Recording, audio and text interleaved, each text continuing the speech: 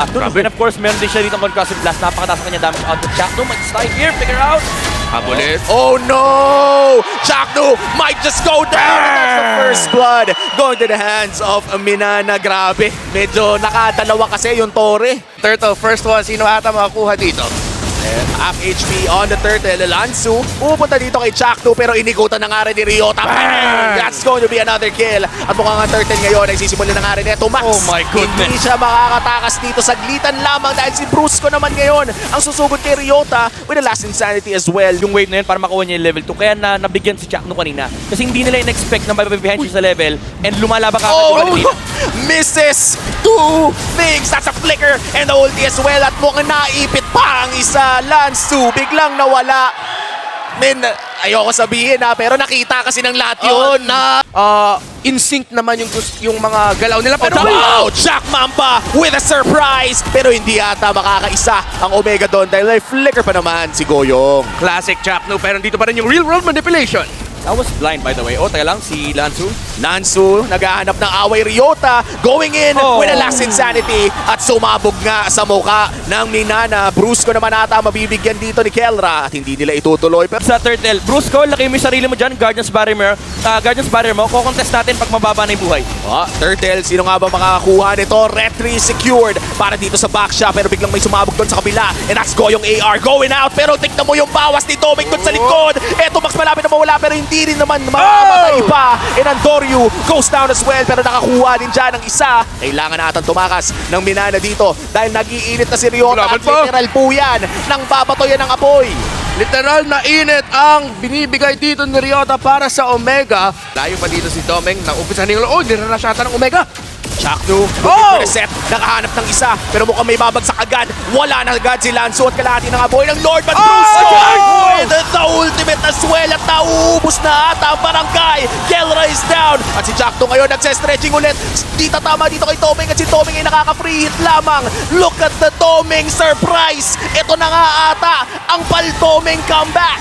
Ito na nga yung kinikwento ko sa inyo kanina, pumupronta si Doming inside that Lord Pit. Malapit na rin mawala ang Firaga armor dito ni Ryota. It is a 3v3. Papasok sa isa. And here comes the blazing duet once again. Doming AR, nakuha si Andorio. At mukhang yan na nga ata ang Lord para sa Minana Evos. Sabi niyo, ayun, iniwan niyo malito. Medyo charity na... Grabe! Kelra might be in trouble pero hindi pa naman siya namamatay. And that's Doming AR. Gone already. Malaki to para sa barangay pero si Boyet ngayon ay sumusubod na rin. Here comes the last insanity. Pinasabog na nga ni Ryota ang marami. At yan na nga, tatlo na ang nawala sa Minana at mamanahin nata nila ang kamatayan mula sa barangay dahil si Boyet AR na lang ang pinagtitripan ng dalawa.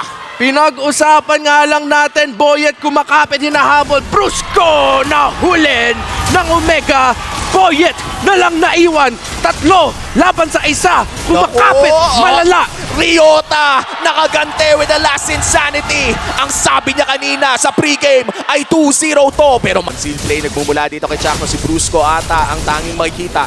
Boyet dumadriving lang naman doon pero si Chakno ata delikado. Goyong last insanity na gamit na rin at may penalty zone doon sa loob ng Kelra! pero Kelra is down. Wala na ang gold standard para sa barangay at si Andorio ngayon ay napaulti na rin. May stun din naman gagaling dito kay Brusco at mukhang kontrolado na ng Minana. Si Doming pa ang nasa loob at sa Lord secured para sa side ng Minana at tatakas na ang barangay. Para lang makaklear ng wave.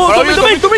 Naku! Purify. Si Doming naman ata ang gusto. Kaya na ni Kera na ng Mamba pero may gante si Brusco at si Kelra ngayon ay nag-dash. -1, wala ka na Doming at si Brusco naman ata ang isusunod. Yung immortality ay hindi sapat dahil dalawa ang mawawala sa Minana Evos. Oh my goodness! At itutuloy pa nga ata nila dito si Ryota. Nice penalty zone mula dito kay Lansu. At si Andorio ngayon, siya naman ata ang igagante pero tatakas na dahil nandito na ang tanod. Nandito na si Eto Max. 5 versus 3. Tatlong miyembro na lang ng Minana Evos. Sapat ba yung wave clear? Sapat ba yung damage? Maka-depensa pa sila? Mag-iingay na ba ang barangay? Ryota looking for that damage. Pero ngayon si Goyong, saktong depensa lamang. Last insanity na gamit Andorio with the Appraiser Slap.